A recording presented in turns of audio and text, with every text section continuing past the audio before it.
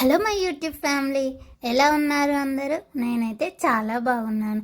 సరదాగా ఈవినింగ్ టైంలో ఏదైనా తాగాలి అని అనిపించింది. సో దానికోసం మా ఇంట్లో ఏమున్నాయని చూస్తూ ఉంటే యాపిల్ అండ్ బనానా కనిపించింది. యాపిల్ అండ్ బనానాతో ఏం చేయాలా అని ఆలోచిస్తుంటే మిల్క్ షేక్ చేద్దామని డిసైడ్ అయిపోయాను. సో దానికోసం నేను 2 బనానా 1 యాపిల్ని చిన్న చిన్న ముక్కలుగా కట్ చేసి పెట్టుకున్నాను. బాదాం జీడిపప్పును కూడా 1 అవర్ పాటు నానబెట్టుకున్నాను.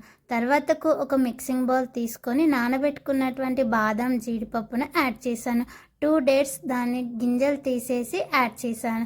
ముందుగా కట్ చేసి పెట్టుకున్నటువంటి యాపిల్ ముక్కలు, బనానా ముక్కలను కూడా ఈ మిక్సింగ్ బౌల్లో నేను యాడ్ చేశాను. ఫస్ట్ అయితే నేను ఓన్లీ ఫ్రూట్స్ని మిక్సీ పట్టాను. తర్వాతకు నేను కాచి చల్లార్చిన పాలను వేసుకొని ఇంకొకసారి నేను మిక్సీ పట్టాను. సో తర్వాతకు నేను ఒక 2 గ్లాసెస్ తీసుకొని దాంట్లో సర్వ్ చేసుకున్నాను. నేను ముందుగా కట్ చేసి పెట్టుకున్నటువంటి యాపిల్, బనానా చిన్న చిన్న ముక్కలుగా కట్ చేసి పెట్టుకున్నాను. అండ్ ఆల్సో బాదాం, జీడిపప్పు, పిస్తా కూడా చిన్న చిన్న ముక్కలుగా కట్ చేశాను.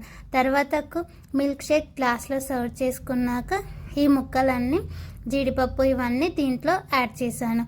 ఎందుకు అంటే మనము ఈ మిల్క్ షేక్ తాగేటప్పుడు ఇవన్నీ పైన వేయడం వల్ల మనం ఒకసారి మొత్తం కలిపేసుకొని తాగేటప్పుడు మనకు మధ్య మధ్యలో జీడిపప్పు, బాదం, పిస్తా, యాపిల్ ముక్కలు, బనానా ముక్కలు మనకు మధ్య మధ్యలో తగులుతూ ఉంటే చాలా బాగుంటుంది కదా. అందుకు నేనైతే ఇలా యాడ్ చేసుకున్నాను. మిల్క్ షేక్ అయితే చాలా బాగా వచ్చింది.